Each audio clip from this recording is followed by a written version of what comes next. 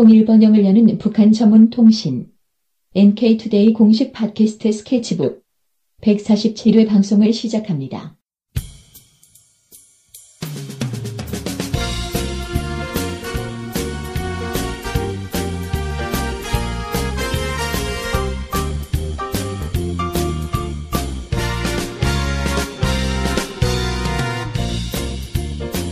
지옥탈출 프로젝트 해일조선 독립군 시험방송입니다. 오늘 첫 시험방송인데요.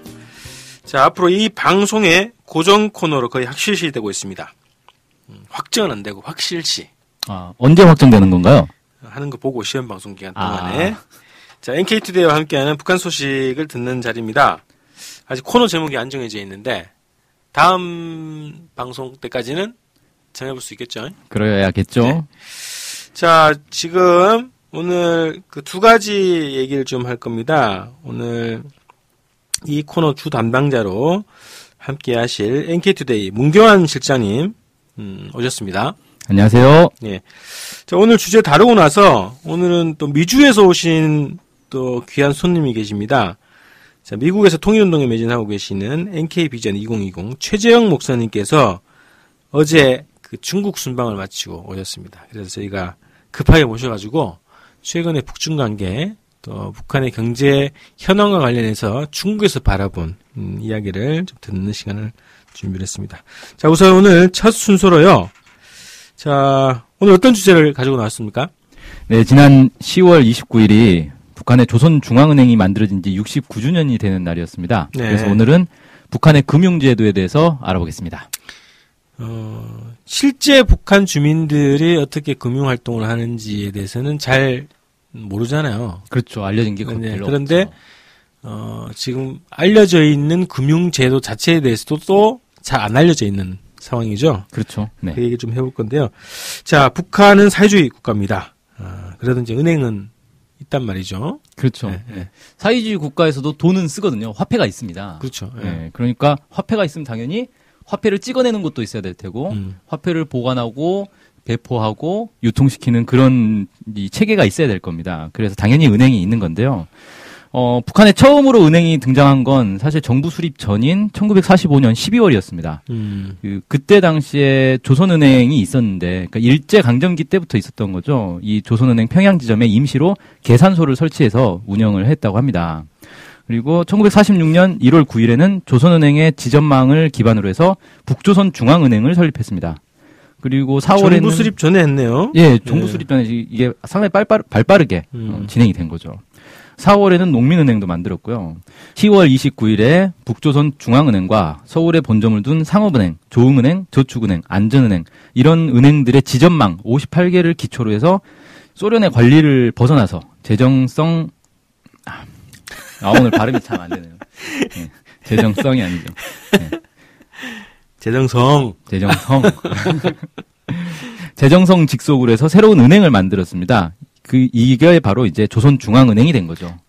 이게 46년도란 말이죠. 46년도 10월 29일 날 서울에 본점을 둔 상업은행. 이것도, 그러면 이게 어떻게 되는 거죠? 그러니까 본점들은 다 서울에 있는데, 네. 그 지점들이 평양이랑 그 북쪽 지역에도 다 있었을 거 아닙니까? 주요 도시에. 그 지점들을 그 은행으로 삼은 거죠. 이렇게 통합을 한 거다. 이렇게 보시면 될 것 같습니다. 그래요. 그럼 이제 조선중앙은행만 있는지, 은행이 어떤 종류가 있어요? 네, 일단 기본은 조선중앙은행이고요. 이게 이제 우리로 치면 한국은행 같은 거죠. 여기에 대외 거래와 외환 업무를 전담하는 조선무역은행이 또 있습니다. 요즘에 이게 조선무역은행 그러면은 그 미국의 뭐 대북 경제제재 얘기할 때 주로 많이 나오는 은행 아닌가요? 그렇죠. 이게 이제 대외 거래를 전담하다 보니까 그렇게 되죠. 그다음에 이제 특정 기관의 외화 관리 및 대외 결제를 담당하는 외환 전문은행이 또 있고요. 외국인과 공동 설립한 합영은행도 있습니다. 그리고 또 부문별 전문은행들이 있는데 회사의 결제 업무를 전담하고 있는 조선대성은행, 조선금강은행, 조선창광신용은행 이런 것들도 있고 합영은행으로 제1본 조선인 총연합회, 총련이라 그러죠. 여기와 함께 설립한 조선합영은행, 북한과 중국이 합작한 화려은행, 재미동포의 자본 유치를 목적으로 만든 고려상업은행 이런 것들이 있습니다. 또 기타 금융기관으로 협동농장 신용부, 보험기관도 있고요. 라선시 경제특구를 담당하는 황금의 삼각주은행도 있습니다. 최근에는 외화저금 서비스를 제공하고 있는 민사협조은행, 제일신용은행 등이 만들어져 있는 것으로 또 알려져 있습니다. 종류가 굉장히 많네요. 네, 생각보다 은행 종류가 많이 있죠.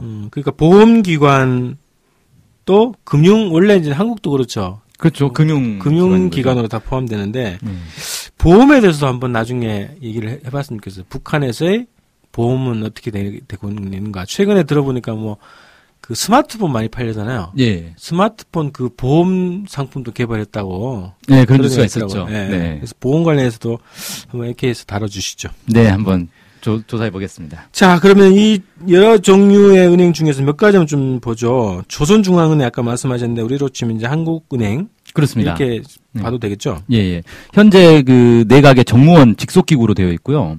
조선중앙은행은 각 도의 총지점, 시군구의 지점들을 설치해서 그 지역의 금융사업을 관장하고 있습니다. 조선중앙은행이 이제 중앙은행이다 보니까 화폐 발행, 조절, 정부 대리기관으로서 국가 예산 자금의 수입과 지출, 금융 결제 업무를 수행하고 있고, 동시에 상업은행의 역할인 예금의 수입과 자금 공급, 대출 업무 이런 것들을 수행을 하고 있습니다. 그러니까 우리처럼 다르네요, 그죠? 예, 우리하고는 약간 다른 게 일반인들도 조선중앙은행에 예금을 할 수가 있는 거예요. 우리는 한국은행에서 일반인 통장을 만들어주진 않잖아요. 거기는 은행의 은행이잖아요. 그렇죠. 저기 한국은행은 은행의 은행이죠. 그렇죠. 예, 예. 예. 이런 그 상업은행의 기능까지 같이 한다는 거네요. 네. 자, 그다음에 조선무역은행 아까 말씀드렸던 것처럼 외환 바꾸는 곳이잖아요. 예. 우리랑 좀 비슷한가요? 예, 우리 외환은행하고 이제 비슷한 개념이다 이렇게 보면 될 것 같고, 이것도 마찬가지로 내각 산하에 있는 은행이고요. 외국 정부 간 은행 간 협정을 체결을 하고 대외 결제 지도, 은행 업무를 수행을 하고 있습니다. 그리고 또 외화 표시 계좌를 개설을 하고, 그러니까 북한에서도 달러로 입금할 수 있는 계좌를 만들 수 있는 거죠. 이 조선무역은행에서는 이런데 이제 결제 업무도 수행을 하고 있고요. 이것도 마찬가지로 각 도의 지점들이 있고 외환거래 담당 기관과 기업소에 대한 금융 사업을 수행을 하고 있습니다. 이게 기업들이 자체로 무역을 하기도 하잖아요. 예, 그렇죠. 그러면 이제 대외 거래에서 주로 달러나 이런 것들, 그리고 루블 하든 그죠? 위안하든 유로하든 예. 이런 걸로 결제를 할 텐데 그런 것을 대행해주는 그런 은행이라는 거네요. 그렇습니다. 자, 이제 북의 금융 특징에 따라서 금융을 바라보는 관점이 자본주의가 좀 다를 것 같다 이렇게 보이는데 뭐 네. 차이가 어떤 게 있습니까? 예, 일단 북한에서는 금융을 국가은행을 중심으로 화폐 자금을 계획적으로 융통하는 과정에서 이루어지는 경제관계다 이렇게 보고 있는데요. 국가가 금융을 독점하고 있고 계획에 의해서 자금을 분배하기 때문에 금융과 국가재정이 엄격히 구분되지 않습니다. 그러니까 우리는 사실 한국은행에서 화폐를 얼마를 발행할지 이런 것들 이자율을 어떻게 결정할지 이런 게 정부하고 독립돼 있거든요. 한국은행장이 그걸 결정할 수 있게 돼 있어요. 그걸 이제 정부에서 영향을 주면 그게 이제 관치금융이라 해서 비난을 받는 거죠. 근데 실제로는 개입을 하지 않나? 한국에서도? 그게 이제 원래는 합법적으로 개입을 할 수는 없게 돼 있죠. 그러니까 법적으로는 이제 그렇게 개입 못하게 돼 있는데 그 선을 정해져 있는데 실질적으로는 암암리에 금리 조정하는 문제는 네. 다 이제 하는 거잖아요. 그러다 보니까 이제 항상 말이 많은 거죠. 네네. 근데 북한에서는 아예 이 중앙은행 자체가 내각 산하에 들어가 있어가지고 정부 기구네요. 네, 정부 기구인 겁니다. 그러니까 화폐와 관련된 정부 기관이 돼버린 거죠. 그런 이제 차이가 있고요. 북한에서 나온 재정금융사전에 따르면 북한에선 금융의 기능을 한 4가지 정도로 보고 있는데 첫 번째가 국가은행을 통한 경제 전반의 지도와 통제, 두 번째가 경제계획 수행을 위한 자금의 조달과 배분, 세 번째가 화폐 유통의 공고화, 네 번째가 외화거래의 합리적 조직 및 외화 보장, 이런 식으로 기능을 보고 있습니다. 아예 이제 은행의 기능에 대한 관점, 이제 역할에 대한 정리 자체가 이제 좀 다르다 이렇게 봐야 되겠군요. 예, 그렇습니다. 자, 북의 금융 특징 중에 대표적인 거 몇 가지 좀 꽂아주시죠. 예, 크게 한 4가지로 볼 수 있을 것 같은데요. 첫 번째가 이 단일 은행 제도입니다. 그러니까 아까 말씀드린 것처럼 우리는 한국은행은 은행들에게 돈을 주는 곳이지 개인의 통장을 만들어주는 곳이 아닌데 그렇죠. 북한은 중앙은행이 중앙은행의 역할도 하고 상업은행도 역할도 한다는 겁니다. 같이 하고 있는 거죠. 그래서 단일 은행 제도라고 하는데 화폐 발행, 통화정책, 관장 이런 건 기본으로 하고 거기에 상업은행처럼 다수의 고객을 대상으로 예금을 받고 이자를 주고 대출도 해주고 뭐 이런 것들을 이제 하고 있는 거죠. 이게 이제 가장 큰 특징 중에 하나다 이렇게 볼 수 있겠습니다. 예. 자, 그다음 두 번째 예. 얘기해 주시죠. 두 번째 특징은 대출의 비중이 적고 정부 정책에 따른 자금 공급이 주로 이루어지는 겁니다. 그러니까 우리는 기업을 운영할 때 어떻게 합니까? 은행에 가서 대출을 받아서 그 돈으로 기업을 운영하지 않습니까? 예. 근데 여기서는 대출의 개념이 아니라 우리가 국가에서 각 기업소별로 지정을 해주는 거예요. 너네는 이번 달에 철을 뭐 10,000톤을 생산해라. 그러면 10,000톤 생산하려면 돈이 있어야 되잖아요. 그러면 그 돈을 정부에서 지급을 해주는 거예요. 이 돈으로 10,000톤 생산해라. 이런 식으로. 그래서 이걸 이 은행에서 하는 거라는 거죠. 그러니까 은행이 기업에 대출을 해주는 게 아니라 돈을 주는 거예요. 주는 개념입니다. 예. 지급을 해주는 그런 이제 개념이고 그러다 보니까 무슨 대출해서 이자를 받고 그걸로 운영하는 그런 은행이 아닌 거죠. 그래서 이 대부업도 물론 하기는 하는데 아주 이제 특이한 경우, 특별한 경우에만 한다고 합니다. 뭐 예를 들어 주로 국영기업소에서 돈을 줬는데 그 돈 가지고는 부족한 상황이 발생할 수 있잖아요. 운영을 잘못해가지고 예. 혹은 뭐 재료값이 너무 올랐어. 네, 그렇죠. 그런 경우가 있잖아요. 그런 경우에 일시적으로 이제 부족하니까, 우리 돈이 더 있어야지 10,000톤을 만들겠다라고 하면, 그때는 이제 단기 대부를 해준다고 합니다. 근데 주로는 그 대출이 아니라 이제 지급. 네. 그러니까 배분이겠네요. 예산을 이렇게. 그렇죠. 배분해서 네. 기업에서는 그걸 가지고 부가치를 생산하고. 네. 그죠? 뭐 이런 구도로 가는 모양이네요. 네, 그렇습니다. 그 다음 특징 뭔가요? 예. 현금 유통과 무현금 유통이 분리 운영된다는 겁니다. 그러니까 무현금 유통이라고 하는 거는 우리로 치면 이제 무슨 어음이라든지 이런 거 있지 않습니까? 예. 이런 것들이 있는데 이런 게 이제 섞여 있지 않고 완전히 분리가 돼서 운영을 하고 있고요. 화폐 유통은 기업소 간의 거래에서는 무현금 유통만 합니다. 그리고 가게 간, 그러니까 집 개인이 혹은 기업소와 가게 간, 그러니까 예를 들어 기업소에 소속된 노동자들한테 월급 줄 때 이럴 때는 현금을 유통하고 그러니까 기업소 사이에서 내가 철을 10,000톤 만들려는데 석탄이 필요하다. 그러면 이제 탄광에서 석탄을 사와야 되잖아요. 그건 무현금 거래를 한다는 거예요. 계좌로 써주는 거 아닌가? 그런 개념인 거죠. 그건 이제 은행에서 알아서 처리를 쭉쭉쭉 하는 거죠. 그래서 현금을 주고 사오는 그런 개념은 없다. 그래서 무현금 유통의 적용 범위가 딱딱 정해져 있어가지고 여기는 무현금 유통만 할 수 있다. 이렇게 이제 완전히 분리를 시켜놨다. 이렇게 되고 있습니다. 은행에 대한 지식이 좀, 그죠? 금융에 대한 지식이 좀 있어야. 배경 지식이 좀 있어야겠죠. 이걸 좀 잘 이야기해 주면 좋을 것 같은데. 네. 자, 마지막 특징 얘기해 주죠. 네, 마지막으로는 그 화폐에 의한 통제라고 하는데 북한에서는 원에 의한 통제 이렇게 이제 표현을 합니다. 북한도 돈의 이제 단위가 원이잖아요. 100원, 200원 이렇게. 원에 의한 통제라고 하는데 이건 뭐냐면 경제를 이 화폐, 원을 가지고 경제 전반을 통제하겠다. 북한은 이제 사회주의 국가다 보니까 계획 경제를 하잖아요. 그러니까 계획 경제를 하는데 기본은 이 돈을 가지고 통제를 한다는 거예요. 그래서 모든 기관 기업소가 조선중앙은행에 계좌를 보유를 합니다. 그다음 한 개만 보유를 하게 돼 있어요. 그래서 그 한 개의 계좌를 가지고 모든 거래를 다 하는 거예요. 그러니까 북한 정부 입장에서는 그 중앙은행에 있는 계좌만 파악을 하면 이 기업소가 뭐 얼마를 지금 생산을 했고 어느 기업이랑 거래를 하고 있고 이런 게 다 나오는 거죠. 뭐 노동자들에게는 얼마의 그 월급을 주고 있고 이런 게 다 통제가 된다는 겁니다.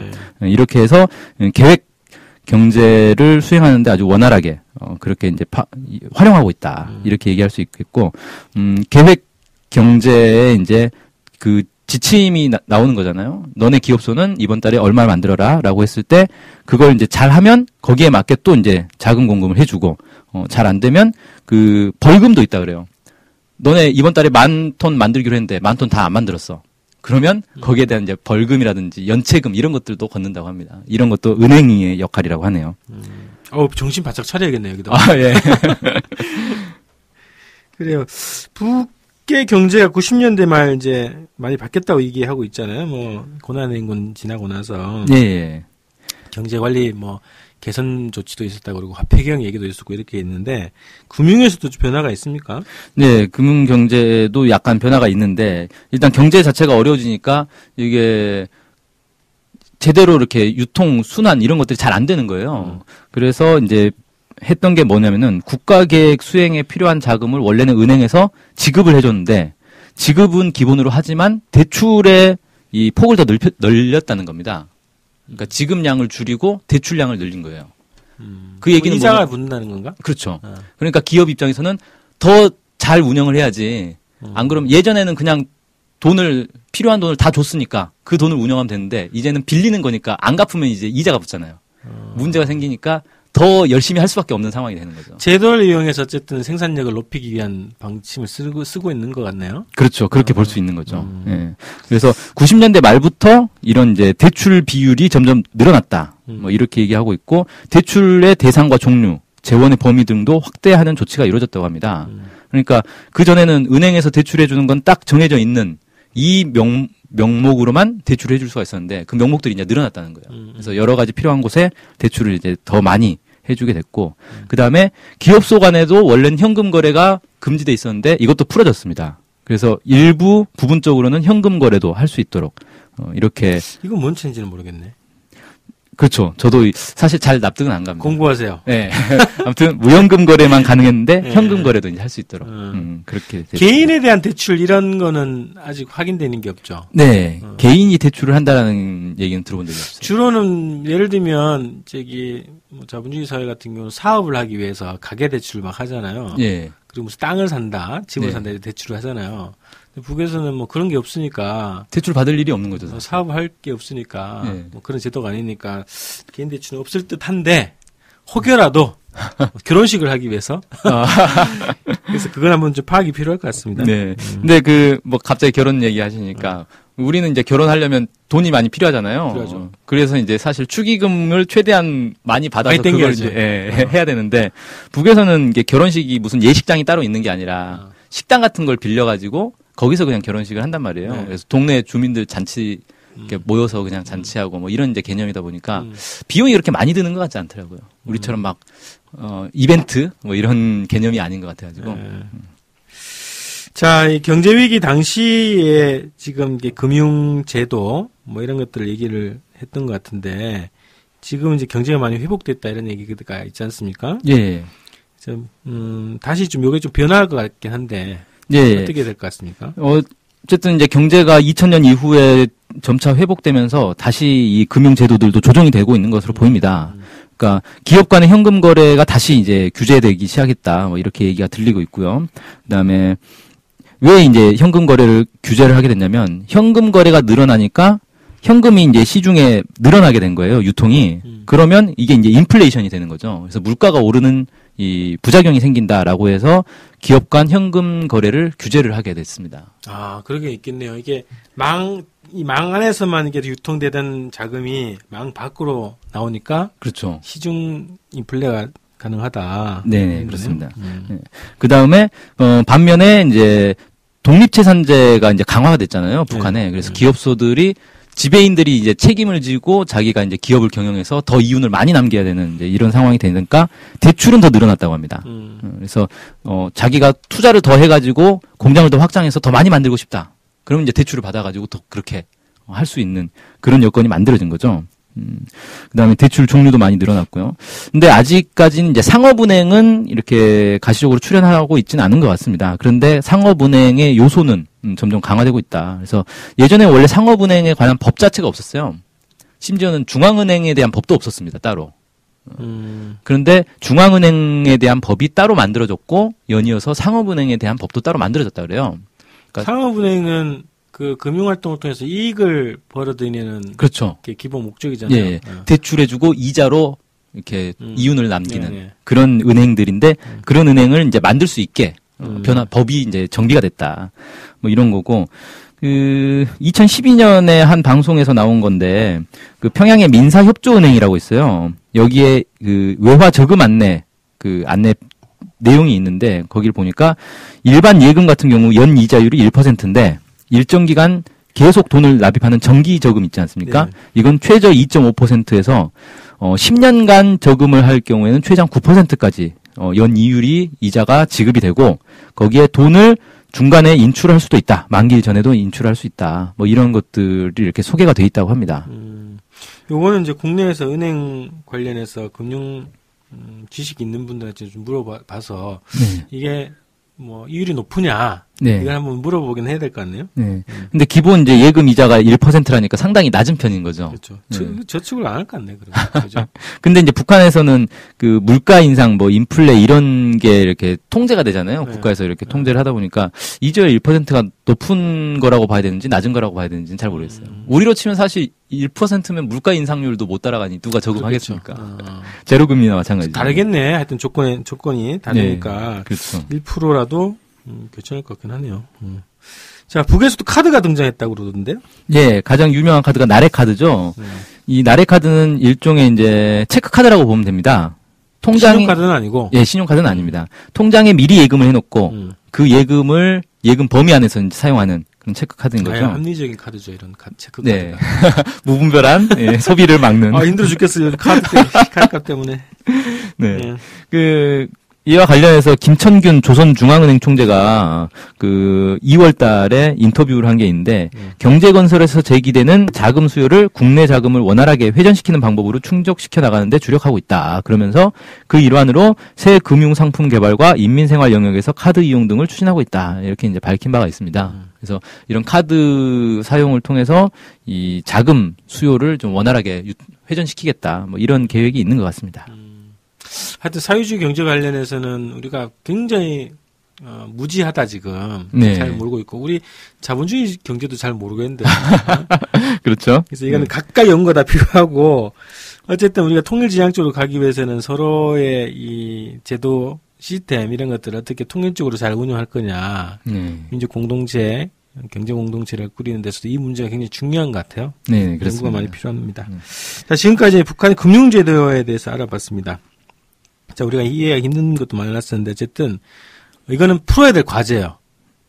세계 어느 나라에서 이런 문제가 있을까 싶지만, 유일하게 우리는 반드시 풀어야 되는 숙제다, 이런 겁니다. 그래서, 북에 대해서 잘 알고, 또 남한의 시스템도 잘 알고, 그래서 통일지향적인 경제 시스템을 우리가 반드시 답을, 내야겠다. 이런, 과제를 안고 오늘, 방송을 마치도록 하겠습니다.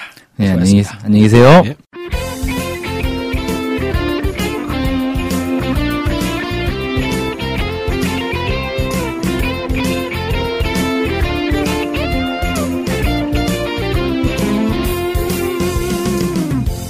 저희 NK투데이 홈페이지랑 우리 방송 스케치북이랑 외국에서도 많이 보고 듣고 하더라고요. 놀랐어요. 네, 해외 동포들께서도 통일에 관심이 많으시거든요. 네, 그래서 혹시나 해외 동포분들이 우리 NK투데이를 후원하고 싶을 것 같은데 뭐 혼자만의 생각인가요? 네, 방법이 없을까요? 그래서 준비했습니다. 요즘은 페이팔로 손쉽게 외국에 돈을 보낼 수 있습니다.